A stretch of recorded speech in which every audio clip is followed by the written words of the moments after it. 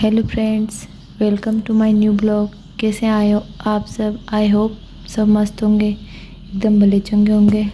So friends, मैंने बोला था कि मैं रीट मेंस की एग्ज़ाम दूंगी, लेकिन मैं तैयारी फर्स्ट ग्रेड कॉमर्स की ही करूंगी। लेकिन इसका मतलब ये तो है नहीं है कि मैं बिना पढ़े ऐसे ही जाके एग्ज़ाम दे के आ जाऊँगी, उसका तो कोई मतलब ही नहीं हुआ।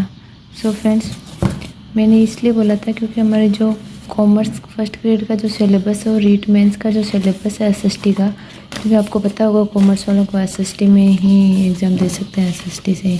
तो उनका बहुत सारा सिलेबस है जो सेम है।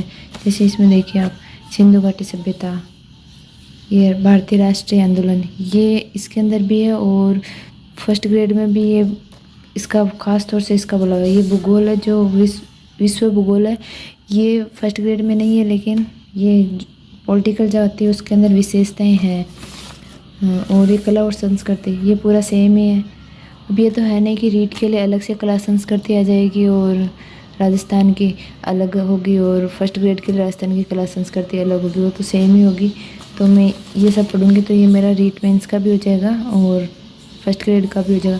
इसमें ना गाइस, राजस्थान में जो आरटीई एक्ट नियम 2011 है वो रीट मेंस में है, लेकिन ये वाला जो है वो उसके अंदर नहीं है, फर्स्ट ग्रेड में है। फर्स्ट ग्रेड में सिर्फ आरटीई एक्ट 2009 ही है। ये जो लिखा हुआ है इसके अंदर, ये उसमें करंट के हिसाब से पूछा जा सकता है। केंद्र और राज्य की विद्यार्थी कल्याणकारी योजनाएं हैं जो करंट के हिसाब से जो जिसको दिया है कुछ आया तो उसके अंदर पूछा जा सकता है, तो वो सेम ही हो गया इसमें और इसमें। ये भूगोल है, राजस्थान का भूगोल है, कुछ हमें भूगोल में दे रखा है, कुछ हमें करंट के हिसाब से पूछ सकते हैं। तो पढ़ना तो पूरा भूगोल ही पड़ेगा राजस्थान का।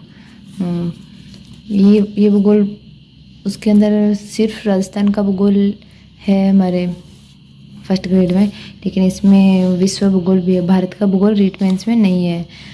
हिस्ट्री में देखें तो हिस्ट्री लगभग देखो, जिसमें मैंने ग्रीन लगा रखा है ना, ये हमारे रीट मेंस में भी है और ये फर्स्ट ग्रेड में भी है। विधायिका, राष्ट्रपति, न्यायपालिका, केंद्र राज्य संबंध, देखो गाइस इसके अंदर ये लिखा हुआ है खास तौर से। ये जो 73वां 74वां संविधान संशोधन, ये मेन करके लिखा हुआ है, इसका मतलब इसमें से क्वेश्चन आने के ज़्यादा चांसेस रहेंगे। और जो इसमें जो अर्थशास्त्र का, इकोनॉमिक्स का जो पार्ट दिया हुआ है रीट मेंस में, वो हमारे फर्स्ट ग्रेड में भी है, सब्जेक्ट के अंदर है ये। देखो ये स्वयं सहायता समूह है, साख की विभिन्न स्थितियाँ, मुद्रा के आधुनिक रूप, राष्ट्रीय विकास, उपभोक्ता एवं उसके अधिकारी, उपभोक्ता संरक्षण 2019 के नाम से दिया हुआ है। उसके अंदर सेकंड पेपर जो है हमारा सब्जेक्ट का, उसके अंदर ये सब दिया हुआ है। इसका मतलब भी हमें पढ़ना तो उधर भी पड़ेगा। और ये मैंने भी एग्ज़ाम दिया था तो ये मेरी तैयारी कर रखी है, मैंने ये पहले पढ़ रखा, तो इसके अंदर मेरे को थोड़ा पढ़ना पड़ेगा, बस ज़्यादा कुछ ऐसा नहीं है। ये शिक्षण विद्या ही है रीट मेंस में, ये तो इसमें से कुछ कुछ पढ़ेंगे तो हमारे इधर कहीं ना कहीं तो कुछ ना कुछ तो हमें साइकोलॉजी में काम आएगा ही पढ़ने का।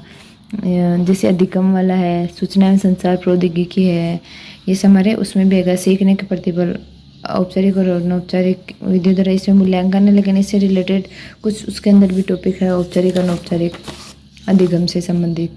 तो गाइस ये मैं इसी अकॉर्डिंग जो सिलेबस अभी दिखा है, जो हमारे जैसे राजस्थान भूगोल और जो मैंने ग्रीन लाइन करी हुई है, ये सब मैं अभी पढ़ रही हूँ, क्योंकि ये इसके अंदर रीट मेंस में भी है और ये उसमें भी है, फर्स्ट ग्रेड में भी है। तो देखते हैं, अगर जनवरी में रीट मेंस का एग्ज़ाम जनवरी में है और उससे पहले नवंबर तक, अगर नवंबर या दिसंबर, मिड दिसंबर तक अगर फर्स्ट ग्रेड के एग्ज़ाम डेट आ गई तो फिर मैं इतना ही पढ़ूंगी इसमें और फर्स्ट ग्रेड की अकॉर्डिंग फिर तैयारी करूंगी। अगर मिड दिसंबर तक एग्ज़ाम डेट नहीं आई तो फिर जो बाकी के बचेंगे वो भी मैं इसमें थोड़ा थोड़ा देखूंगी, क्योंकि अगर एग्ज़ाम देने जा रहे हैं तो हमें कुछ तो एक्स्ट्रा पढ़ के जाना चाहिए कि जिससे हमें पता रहे कि हमें कितना कुछ याद है, कितना कुछ याद नहीं है। ऐसे है ना, मैं आपको बता दूं, मैंने रीट मेंस की एक बार पहले भी तैयारी करी हुई है, ज़्यादा नहीं, बस लास्ट के 2 महीने होते हैं उसमें करी हुई, लेकिन मैंने उस टाइम नोट्स लिखे थे। तो जैसे ये बौद्ध धर्म, जैन धर्म, वैदिक समाज, जनपद काल, ये सब मेरे पास है और मैंने उस टाइम इनको काफ़ी अच्छे से पढ़ा हुआ है। तो ये अगर उस टाइम होगा, मैं अभी एक बार कभी कभी अगर टाइम मिलेगा तो थोड़ा बहुत देख लूँगी, तो मुझे नहीं लगता कि मेरे को इनको ज़्यादा टाइम देना पड़ेगा। और ये मेरा नहीं पढ़ा हुआ है, दिल्ली सल्तनत, मुगल साम्राज्य, ये सब नहीं पढ़ा हुआ है, थोड़ा थोड़ा ऊपर ऊपर से ऐसे देखा हुआ है, तो इनको मुझे पढ़ना पड़ेगा। वो भी तब पढ़ूँगी जब मिड दिसंबर तक फर्स्ट ग्रेड की वैकेंसी, वो सॉरी एग्ज़ाम डेट नहीं आ जाती है। ओके, तो आज के लिए इतना ही, मिलते हैं एक नए व्लॉग के साथ, तब तक के लिए जय श्री राम।